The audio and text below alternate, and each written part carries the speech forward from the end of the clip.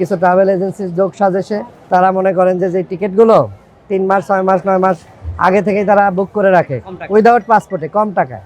আমরা তো চাই একটা সিন্ডিকেট মুক্ত কমিটি, দুর্নীতি মুক্ত কমিটি এবং যারা সদস্যদের স্বার্থ রক্ষায় ভূমিকা রাখবে আমরা সেই ধরনের কমিটি চাই।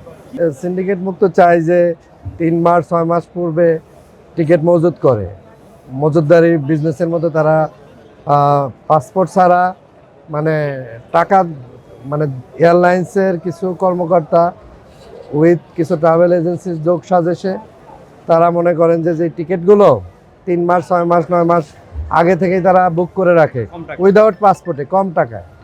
তো সেই মজুতদারি করে তারা এই টিকিটগুলি পরবর্তীতে 40,000 টাকার টিকিট 80,000 1 লাখ টাকা 1 লাখ টাকার বেশিও বিক্রি করে।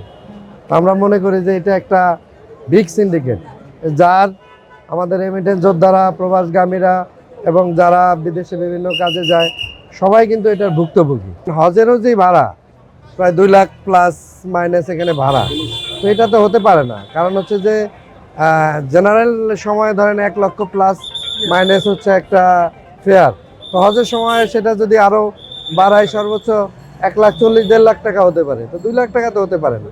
তো আমরা মনে করি যে এগুলি একটা যোগ সাজেশ রয়েছে এবং এগুলি আরও স্বচ্ছতা দরকার এবং আমরা আশা করি যে মাননীয় প্রধানমন্ত্রী এই ক্ষেত্রে জিরো টলারেন্স উনি গ্রহণ করবেন।